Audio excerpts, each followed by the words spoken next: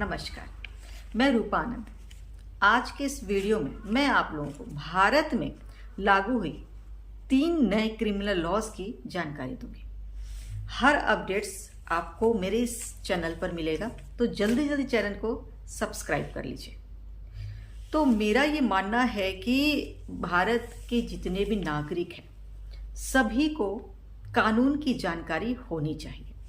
कौन से अपराध करने पर कौन सी सजा है, कितने साल की सजा है, वो सजा कैसे मिलती है, इन सब की जानकारी हर नागरिक को होनी चाहिए। मेरा यह मानना है कि अगर क्राइम बढ़ रहे हैं तो इसका एक ये भी कारण है कि आपको हमारे भारत का कानून नहीं पता।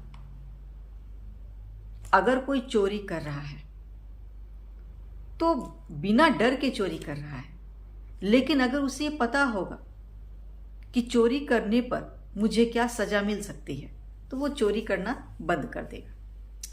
तो मैं अपने वीडियोस में आप लोगों को कानून के बारे में हर नए अपडेट्स दूंगी, तो जल्दी जल्दी चैनल को सब्सक्राइब कर लीजिए जो लोग भी सब्सक्राइब नहीं किए हैं। 1 जुलाई 2024 को 3 नए कानून आए, new criminal law.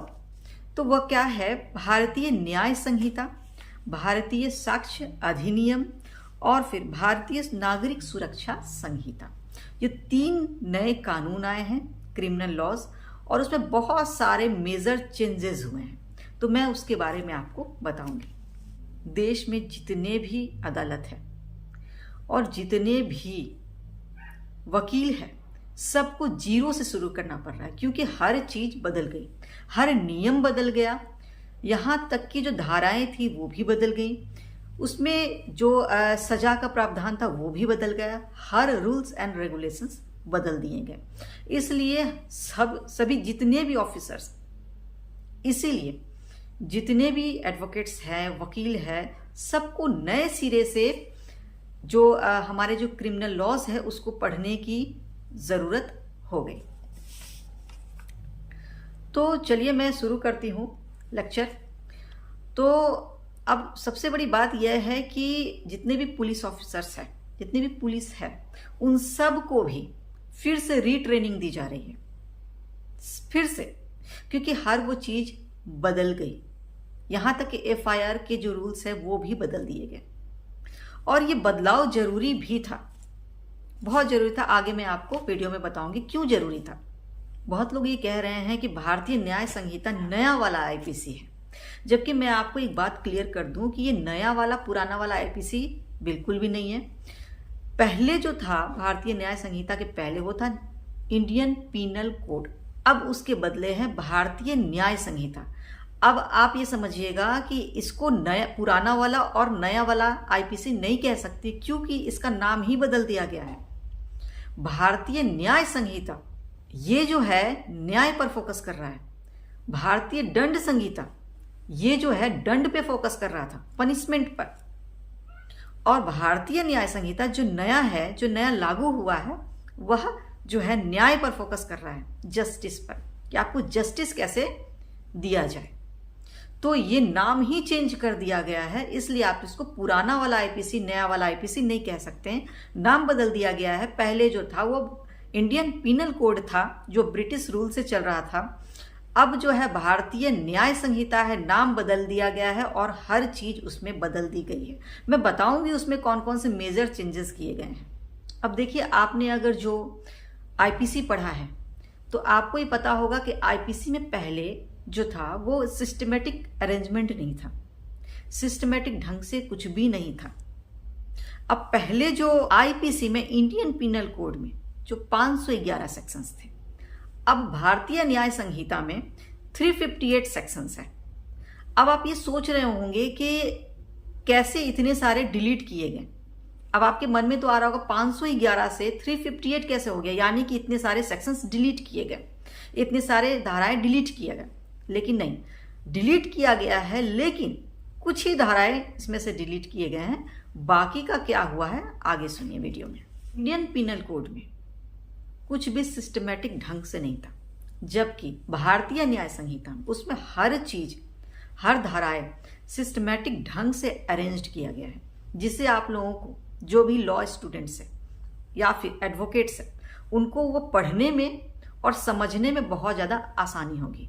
Indian penal code में कुछ सेक्शंस ऐसे थे जो इधर उधर फैली हुई थी, लेकिन भारतीय न्याय संहिता में सेक्शंस को बहुत ही सिस्टमैटिक ढंग से अरेंज्ड किया गया है।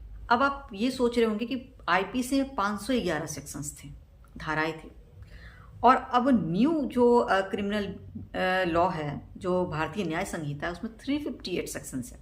तो इतने सारे सेक्शंस का आखिर में हुआ क्या? कुछ सेक्शंस डिलीट किए गए हैं, अब कुछ सेक्शंस को अरेंज किया गया है।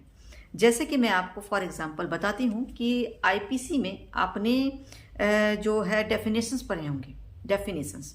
तो वो क्या था कि जो डेफिनेशंस थे, जैसे कि मैन विमेन के बारे में, कोर्ट के बारे में डेफिनेशंस, फिर पब्लिक सर्वेंट के बारे में, फिर ही क्या है, शी क्या है, उन सब चीज़ों के बारे में आप डेफिनेशंस पढ़ते होंगे।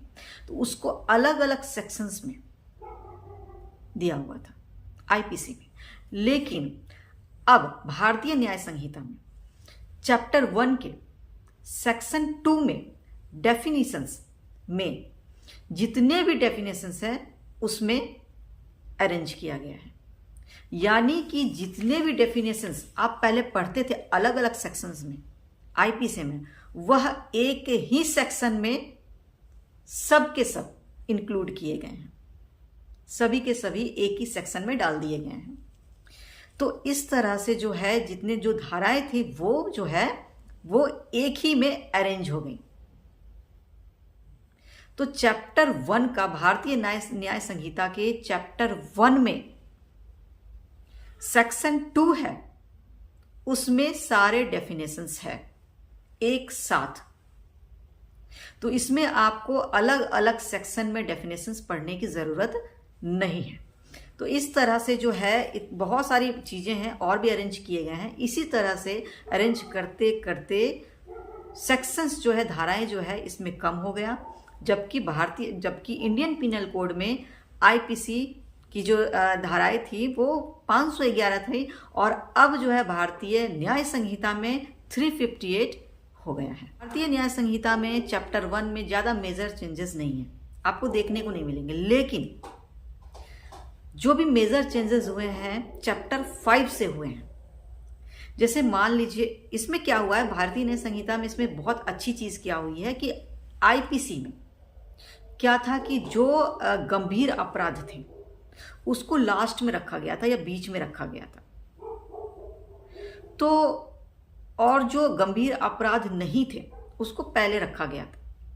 अब भारतीय न्याय संहिता में क्या हुआ है, जो गंभीर अपराध है जैसे मर्डर हो गया और लेडीज से रिलेटेड जो भी क्राइम है, जैसे कि रेप हो गया, गैंग रेप हो गया, है ना, सेक्सुअल ऑफेंसेस हो गया, महिलाओं के साथ जितने भी क्राइम हैं वो सारे के सारे अरेंज कर पहले रखा गया है।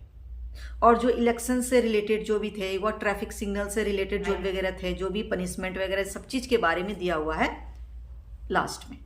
तो इस तरह से जो भी मेजर चेंजेस हुए हैं, जो गंभीर अपराध है उसको रखा गया है पहले, और जो गंभीर अपराध नहीं है उसको बाद में रखा गया है।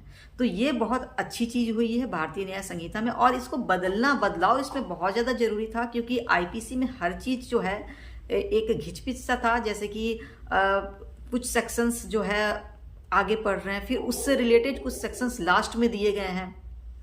तो ये चीजें जो है याद करने में या समझने में बड़ी परेशानी होती थी, सभी को परेशानी होती थी, स्टूडेंट्स को भी, यहाँ तक कि एडवोकेट्स को भी बहुत परेशानी होती थी। लेकिन अब कितना अच्छा, बहुत ही आसान कर दिया गया है।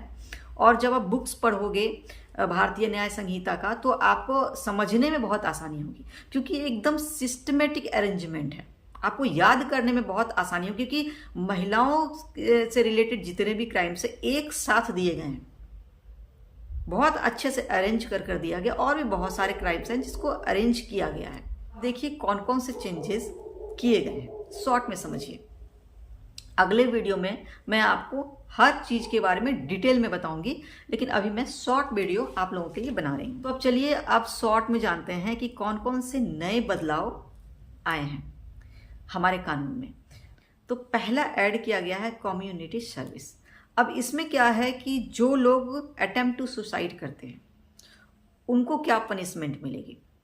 उनको मिलेगी कम्युनिटी सर्विस का। दूसरा, ट्रांसजेंडर को जेंडर के डेफिनेशन में इंक्लूड किया गया है। तीसरा, टेररिस्ट एक्ट को भी डिफाइन किया गया है। मैरिटल रेप यानी अगर वाइफ माइनर है तो उसको भी मैरिटल रेप के कैटेगरी में डिफाइन किया गया है। मॉब लिंचिंग में डेथ पनिशमेंट तक दिया जा सकता है।